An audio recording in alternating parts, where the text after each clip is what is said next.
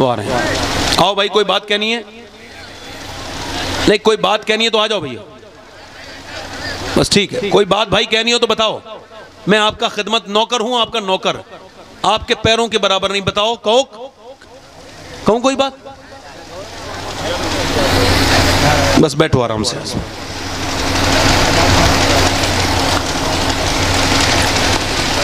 आज हमारे यहाँ कोई किसी को कुछ देना तो पहले तो पूछता है मैं, तुम कमा सकते हो? कमाते नहीं, भीख मांगने आए हो?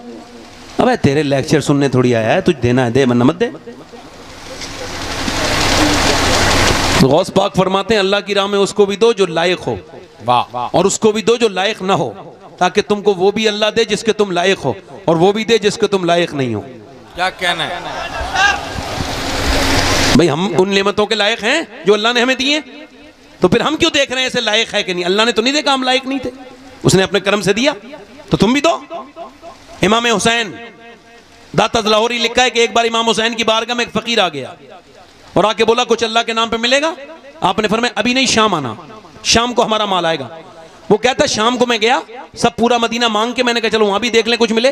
तो मैं गया तो कहते हैं मैंने देखा 25,000 दीनार 2 ऊंटों पर लदे हुए हैं, और मैंने सोचा 3-4 हुसैन मुझे दे ही देंगे और मेरा काम चल जाएगा, 3-4 सोने के सिक्के में फकीर का काम चल जाएगा। कहते हैं हुसैन ने कहा ये सब तेरे हैं, 25 के 25,000। उसकी आंखें फैल गई, कहा हुजूर ये 25,000 कहां, ये भी तेरे हैं, और ये जो ऊंट है ये भी तेरे हैं। किसी ने कहा हुसैन कोई किसी को इतना तो नहीं देता जितना आप देते हैं। कह लगे मैं अपनी माँ की नसीहत और वसीयत की वजह से देता हूं। का क्या मतलब? का मेरी मां फातिमा ने कहा था हुसैन अगर कोई भिखारी तेरे दरवाजे पे आए और आने के बाद वो भीख मांगे और फिर जाके भी वो भिखारी रहे, तो फिर तूने क्या दिया? एक बार में भिखारी को इतना दे दे भिखारी न रहे, गनी बन जाए। अल्लाह अल्लाह अल्लाह अल्लाह। ये है हुसैन, जोर से बोलो अल्लाह अकबर। ये है नबी के नूर ऐन। अब जरा ध्यान से इंशाअल्लाह मेरी बात को आप सुनेंगे, इंशाअल्लाह सब समझ गए होंगे। अब मेरी बात को गौर कीजिए, हिलिएगा और झुलिएगा नहीं, मेरी बात को बड़े ध्यान से सुनिएगा आप हजरात। अब सुनिए, ये तीसरा दिन है, मौला अली फिर अपने घर से निकले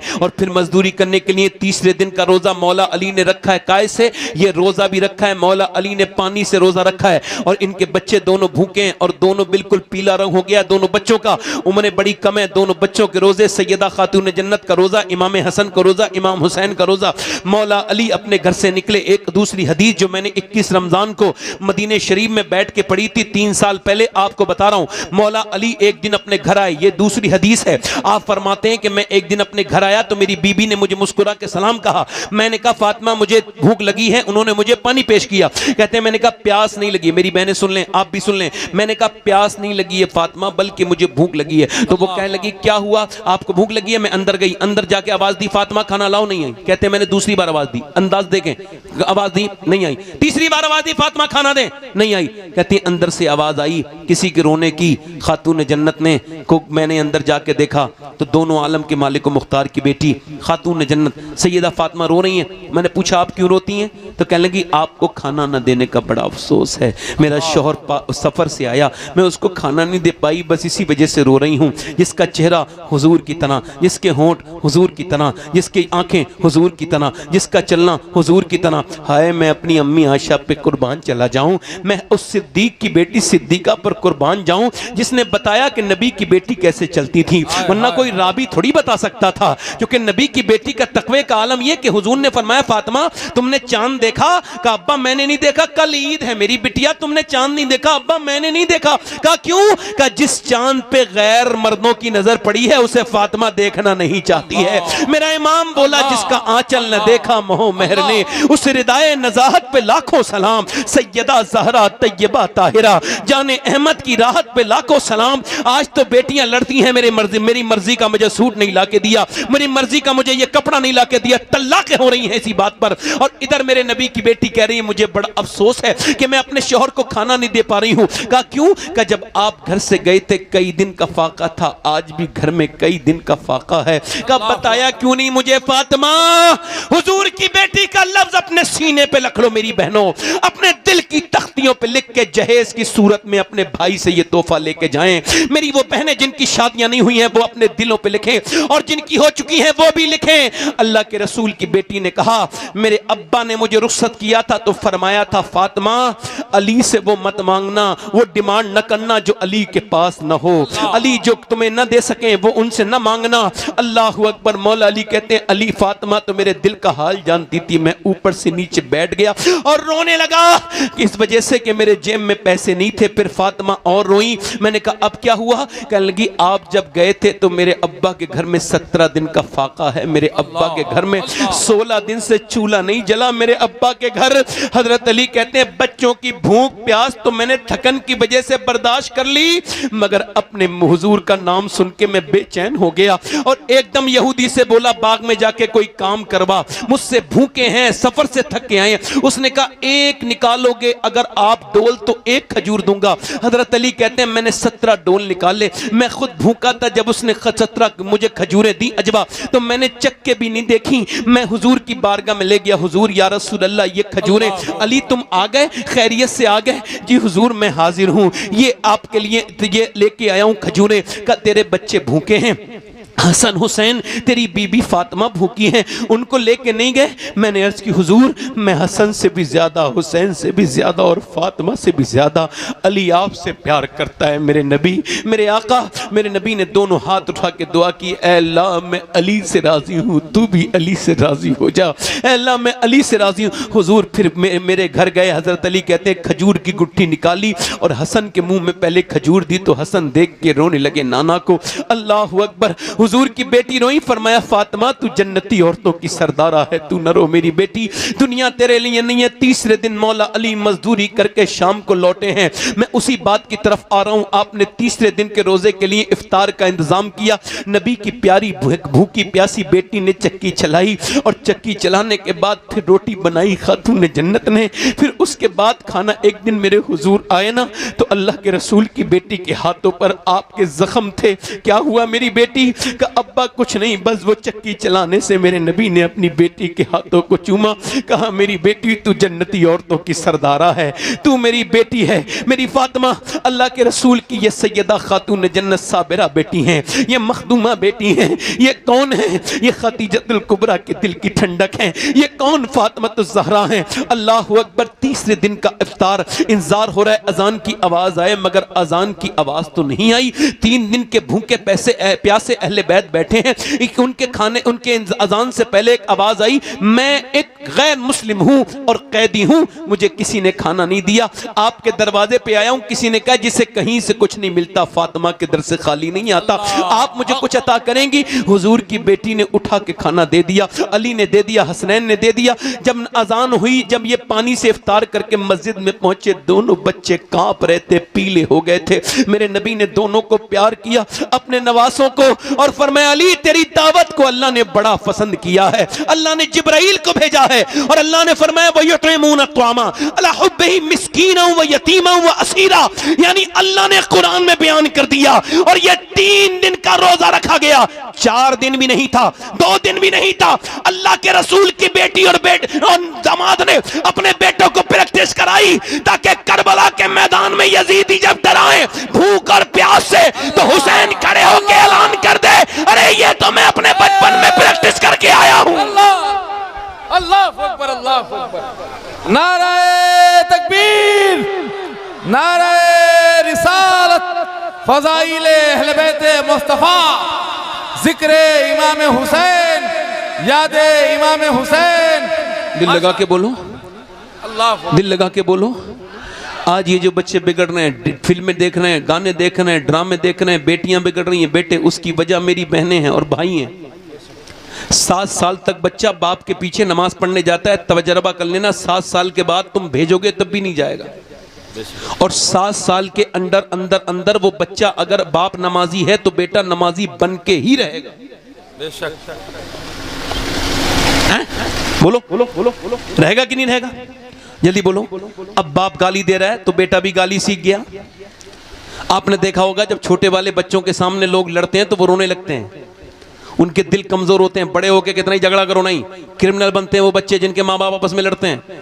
ये जो लोग मोबाइल देख रहे हैं, इन्हें देख लो, इनको बता रहा हूं, ये जो 5 घंटा मोबाइल देखते हैं, ये नॉर्मल लोग नहीं, एबनॉर्मल हैं, ये गैर मामूली लोग हैं। ये इस पर ऑक्सफोर्ड ने अभी एक रिसर्च उन्होंने अपलोड किया और उन्होंने कहा ये जो लोग 5-5 घंटे मोबाइल देखते हैं, अनकरीब ये पागल हो जाएंगे। इनके सोचने की ताकत, इनके दिमाग की ताकत, इनकी आंखों की रोशनी सब बर्बाद हो जाएगी। ये जो देख रहे हैं, ये जो लड़के, आपको बताऊं, ये जो औरतें अपने बच्चे को रोते वक्त मोबाइल देती हैं, मोबाइल नहीं देती। कैम्ब्रिज यूनिवर्सिटी ने इसका रिसर्च किया और कहा ये जो औरतें अपने बच्चों को मोबाइल देती हैं, मोबाइल नहीं देती, दरअसल ये ड्रग्स दे रही हैं, जहर दे रही हैं। जैसे स्मैकिए आपको मिलेंगे स्टेशन पे, स्मैकिए, स्मैक पीने वाले, जैसे चरसिए, चरस पीने वाले, ऐसे ही मोबाइल के मरीज बन जाएंगे इनके बच्चे। और हुआ भी ये, अभी कुछ दिनों पहले कई केस ऐसे आए कि बच्चे छोटे छोटे पागल हुए। एक मुसलमान बच्चा पागल हो गया कर्नाटक में, उसकी मां कह रही है डॉक्टर से, इसे देखो। डॉक्टर उससे पूछ रहा है चेकअप करने के बाद, तेरी मां कहां है? कहने लगा फ्री फायर के अंदर है।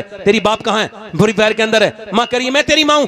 वो बच्चा रोके कह रहा नहीं, तू मेरी मां नहीं है, मेरी मां तो वो है जो मेरे साथ रहती है, मुझे कंपनी देती है, मेरे साथ रहती है। अब बच्चा मां कह रही है हाय मेरे लाल, तू मेरा बेटा।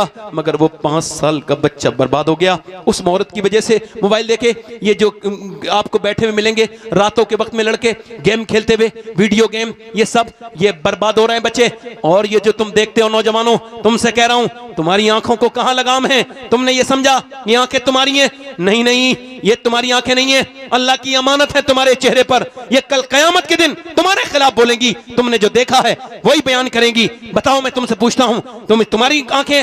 नहीं नहीं, अल्लाह की अमानत है। सुनो, ये रातों को फिल्में देख करके, डीजे देख करके, गाने देख करके, गंदी तस्वीरें देख करके सो जाने वालों, तुमको लगता नहीं ये कितना बुरा काम है? ये आंखें कयामत के दिन कहेंगी मालिक तूने हमको दिया था काबा देखने के लिए, मगर इसने तो गंदी फिल्में दिखाई, गंदी स्टोरी दिखाई। ये जो मोबाइलों पे उंगली चलाते रहते हो, स्वैप करते करते, मालूम है ये क्या है? इससे ईमान के बर्बाद होने का खतरा है जो बदनगाही करता है। सुनो मेरे भाइयों, सुनो मेरे दोस्तों, एक सहाबी रसूल है, वो तलवार चलाते चलाते उसने अपनी तलवार अपनी आंख में मार के अपनी आंख का गुल्ला नीचे फेंक दिया। गुल्ला नीचे पड़ा है, रो रहा है, सब कह रहे हैं पागल हो गया। हजरत अबू मूसा अशअरी, हुजूर के जमाने का अजीम शान कारी, जिसके किरात को हुजूर सुनते थे, सरकार के वो अबू मूसा अशअरी आए, आके बोले तुमने ये आंख क्यों निकाली उतबा? कहने लगे मैंने, लोग कह रहे हैं तुम पागल हो गए। कहा मैंने लोगों की वजह से नहीं, अल्लाह के खौफ की वजह से। कहा क्या मतलब? का बात यह है, अभी मैंने एक लड़की को देख लिया, उस पर बुरी नजर पड़ गई, मुझे नबी की हदीस याद आई, जो बदनिगाही करेगा उसकी आंख में जहन्नम की आग डाली जाएगी। अब मैंने अपनी आंख निकाल के इस वजह से फेंक दी, कहीं मेरी आंख मुझे बर्बाद न कर दे, अल्लाह मुझे माफ कर देगा। उसकी एक आंख से आंसू और एक आंख से उसके खून गिर रहा था, और वो कहता था क्या अल्लाह मुझे माफ कर देगा, मगर नौजवान को इसकी कोई परवाह नहीं, इसकी कोई फिक्र नहीं, जो जिस हाल में मरेगा उसी हाल में उठाया जाएगा। ये मनकापुर के करीब एक दिन मेरी गाड़ी चल रही थी, तो मैंने देखा वहां पर एक लड़के की लाश पड़ी है, मुसलमान लड़का था, मोबाइल पे गाना सुनते सुनते मर गया, हेडफोन लगा हुआ था, आवाज बतेरी थी, पीछे से आवाज न सुन सका, उसका जो सर है वो पूरा उसका वहीं रह गया। उसके घर जो लाश पहुंची होगी ना, तो बगैर सर के पहुंची होगी, चूंकि सर तो पूरा ट्रक ने कुचल दिया था। अब जिस हाल में मरा है उसी हाल में वो उठाया जाएगा। रात में जहां तकरीर करने गया, वो ऐसे एक लड़के का 40वां था, जो 21 साल था, उस्मान नाम का लड़का, वो मोबाइल चला रहा था, गाड़ी चलाते वक्त लोगों ने बताया एक्सीडेंट हो गया और मर गया। उसके दोस्तों ने मिलकर उसका प्रोग्राम कराया था। रात जहां मैं तकरीर करके आया हूं, कितनी लाशें और उठेंगी जो तुम सोचोगे। ये मेरे दोस्तों, अपनी आंखों की परवाह करो, ये तुम्हारी आंखें तुम्हें कहीं जिना, मेरे आका फरमाते हैं आंखों से देखना आंखों का जिना है, और जो आंखों से बदनिगाही करेगा कयामत के दिन जलील और रुसवा हो जाएगा। सुनो मेरे दोस्तों और सुनो मेरे भाइयों, मैं आप ही से अर्ज करता हूं, मेरी बात पर बड़े ध्यान दो, ये तुम्हारे मोबाइल कहीं तुम्हें बर्बाद न कर दें। ऐ मेरी बहनों, मेरी बेटियों, तुम अपने आप को बदलो।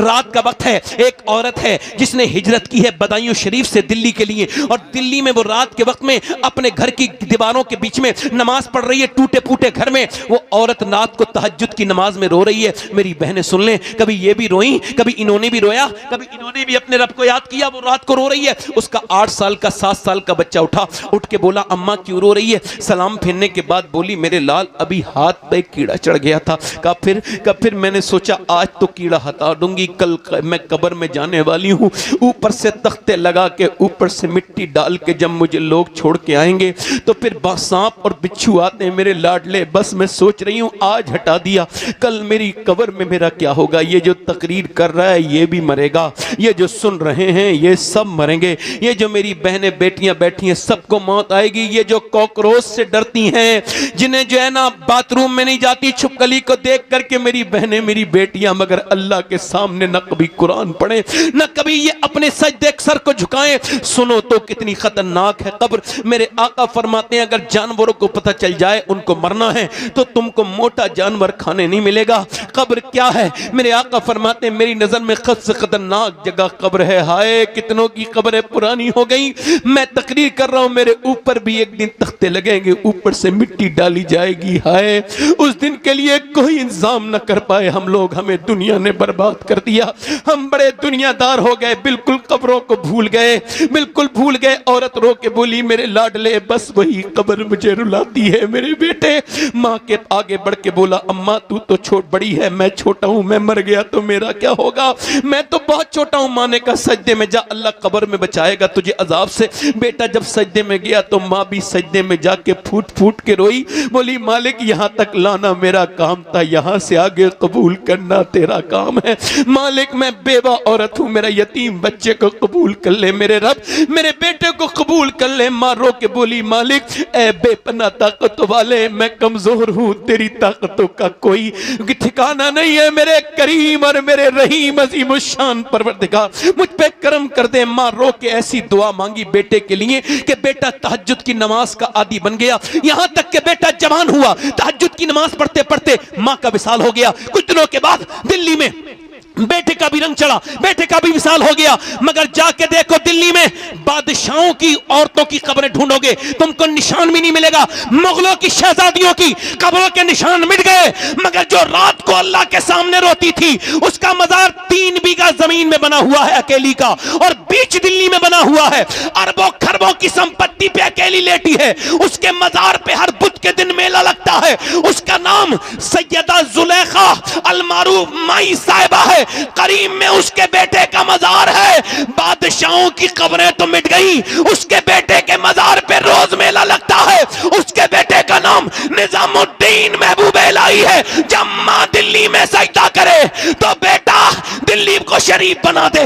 माँ जब किचौचा में सजदा करे तो बेटा किचौचा में मखदूम अशरफ पांव रखे तो किचौचा को शरीफ बनाए। जब देवा में पांव रखे वारिस पाक तो देवा को शरीफ बना दे। जब सजदा करने वाली का माँ का बेटा बहराइच में आए तो आकर के वो सैयद सालार घर में नबी की बेटी की बातें होती हैं, यानी अल्लाह के रसूल सल्लल्लाहु अलैहि वसल्लम की बेटी सैयदा खातून जन्नत देख रही हैं कि ज़ैनब कुरान पढ़ रही हैं। जिस घर में औरत सुबह को कुरान पढ़ दे रात भर रोजी रोजी, दिन भर बरकतें बरकतें। कुरान ही छोड़ दिया औरतों ने, मेरे भाइयों ने कुरान छोड़ दिया। मोबाइलों पे 3-3 घंटे में दिल नहीं घबराता, तकरीर सुनेंगे तो आधा घंटे में दिल घबराने लगेगा। क्यों? क्योंकि दिल मुर्दा हो गया, दिलों में कुछ बचा नहीं, गुनाह करते करते सख्त हो गए दिल। अच्छी बात। अल्लाह के रसूल की नवासी कुरान पढ़ रही है। कुरान वो पढ़ रही है जिसके नाना पे कुरान उतरा है। हाय हाय हाय। कुरान वो पढ़ रही है जिसका का बड़ा आलिम है। कुरान वो पढ़ रही है जिसकी माँ कुरान की बड़ी कारिया है, बड़ी हाफिज सैयदा खातून जन्नत की बेटी सैयदा कुरान पढ़ रही। पढ़ते पढ़ते पढ़ते पढ़ते सर से दुपट्टा सरका। 6 साल की बच्ची का काम कर रही थी सैयदा फातिमा, आके अपनी 6 साल की बच्ची के सर पे दुपट्टा रखा। क्यों? पैगाम दे दिया अगर तुम चाहते हो तुम्हारे घर में भी ज़ैनब की तरह बेटियां हो तो 6 साल की उम्र से ही पर्दे का ख्याल रखना शुरू कर देना। 6 साल की उम्र में सर पे दुपट्टा, बड़े होके नहीं रखेगी फिर। अब मेरी बात समझ आ रही है आपके? अरे मेरी बात समझ आ रही है आपके? अब सुनो, हुजूर की बेटी ने जब सर पे दुपट्टा रखा तो अली की बेटी बोली आपने मेरे सर पे दुपट्टा क्यों रखा अम्मी जान? का इस वजह से नाना नाराज हो जाते हैं। अल्लाह। हाँ, जो लड़की दुपट्टा नहीं रखती सर पे उससे नाना, हाँ बेटी नाराज हो जाते हैं। तो हुजूर की नवासी रोने लगी। सैयदा फातिमा बोली चुप जाना, आप तो सर पे दुपट्टा, और रोई।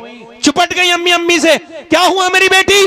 कहा अम्मी जान नाना से कह देना इस बार मुझे माफ कर दें, अगली बार गर्दन तो कट जाएगी मगर सर पे से दुपट्टा नहीं हटेगा। मेरी माँ करबला के मैदान में सब शहीद हो गए, खेमों को आग लगा दी गई, नबी के सब नवासे शहीद हो गए, नबी के सारी लाशें दौड़ी पड़ी हैं, वहाँ पे सब पड़े हैं, उनके ऊपर घोड़े दौड़ रहे हैं, मगर नबी की बेटी के खेमे में आग लगाने के बाद बीबियों के सर से दुपट्टे खींच लिए गए।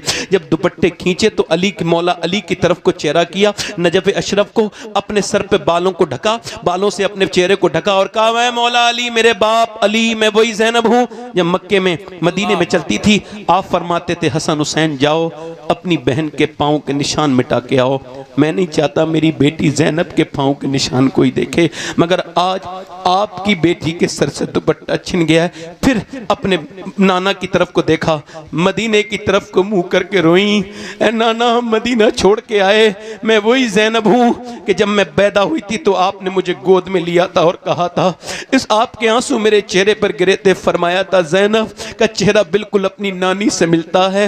ए मेरे नाना आज मेरे सर पे दुपट्टा नहीं है, माफ कर देना, मैंने बालों से अपना चेहरा ढक लिया है, मैंने बालों से अपना चेहरा ढक लिया है। अल्लाह के रसूल की बेटी ने, मेरी बहनें सुन ले, 5000 किलोमीटर का सफर तय किया, वो भी नंगी ऊंट पीठ पर ऊंट की बैठकर। इमाम ज़ैनुल आबिदीन कहते हैं मेरी फूफी जान की कभी तहज्जुद की नमाज भी कज़ा नहीं देखी।